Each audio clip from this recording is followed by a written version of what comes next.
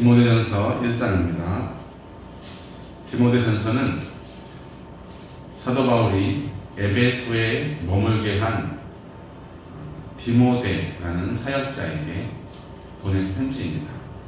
특별히 2절에 보면은 믿음 안에서 참 아들 된 디모데에게 편지하노니 라고 밝히면서 디모데에 대한 애정을 드러내고 있습니다. 이 편지에서 사도 바울은 디모데를 에베소에 머물게 한 이유를 밝히고 있습니다.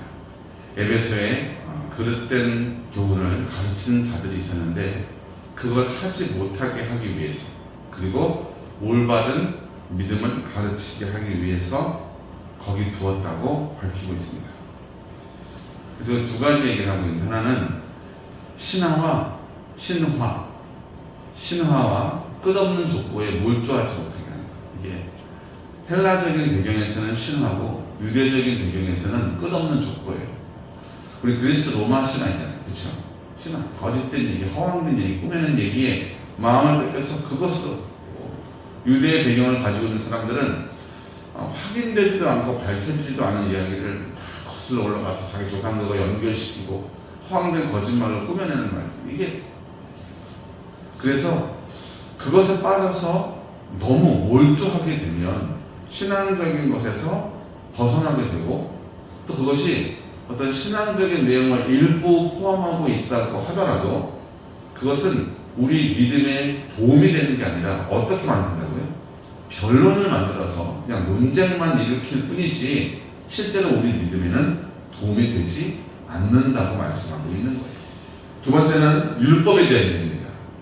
또 유대 배경을 가지고 있는 학자들 가운데, 교사들 가운데 율법에 대해서 자기만 잘 알고 있는 것처럼, 그래서 그 율법을 가지고 가르치면서 그것이 있어야만 구원을 받는 것이냐 호도하는 그런 잘못된 가르침을 전하는 자들이 있다는 거죠. 그렇게 불법을 행하는 자들, 여기서 성경에서 열거하고 있잖아요.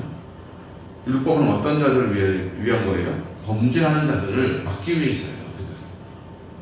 그런 목적대로 쓰임 받는다면 선한 것이지만, 그것을 가지고 누군가를 공격하고 혹은 그 법망을 교묘히 이용해서 자기는 빠져나가면서 부정한 이익을 취하고 누군가에게 피해를 끼치는 어려운 상황이 벌어지기도 한다는 거죠. 이어서 자신에 대한 사역, 사명에 대한 자세를 말씀해 주고 있는데요. 사도 바울은 사실은 유대교에 열심히 있는 사람이었죠. 그래서 전에는 핍박자요, 비방자요, 또 교회를 잔해하는, 해치는 사람이었다가 지금은 이제 그 복음을 전하는 이방인의 수도가 된 거 아니겠습니까? 그의 고백은 이렇습니다. 하나님이 나를 충성되이 여기셔서 내게 이 직분을 맡기셨으니 우리가 하나님 보시기에 어떻게 결코 충성될 수 있겠어요? 죄 많은 인간. 그러나 하나님이 우리를 그렇게 사람으로 봐주시고 실수할 걸 알면서도, 어려울 걸 알면서도 기꺼이 어떻게 하신다는 거예요? 우리에게 이를 맡겨주신다는 거죠. 불충한 나를 하나님이 사랑하셔서 나에게 직분을 맡기셨다. 내가 교회를 핍박하는 자이지만 이제 전하는 자로 은혜를 입은 것은 이 후대에 하나님을 믿어 구원받은 모든 자에게 본을 보이기 위해서다. 마지막으로 디모데에게 말씀합니다. 목회자로서 선한 싸움을 싸우는 거죠. 여러분, 지도자를 위해서 기도해야 됩니다. 아멘. 왜냐하면 사단이 그 조직을, 교회를 무너뜨리는 가장 효과적인 방법으로 쓰는 게 뭐냐면 지도자를 공격하는 거예요. 그를 도덕적으로 무너뜨리고, 그를 재정적으로 무너뜨리고, 그를 감정적으로 무너뜨리는 그런 일을 통해서 양심을 버렸고 믿음의 권에서는 파산하게 만드는 이런 상황이 된다는 거죠. 사도 바울은 여기서 실명 두 명을 듭니다. 누구죠? 후메네오와 알렉산더가 있다. 내가 그들을 사탄에게 내어주었다 표현하고 있는데, 출교했다는 표현이 있었죠. 출교가 뭐죠? 교회 모임에서 쫓아내는 거예요. 출교.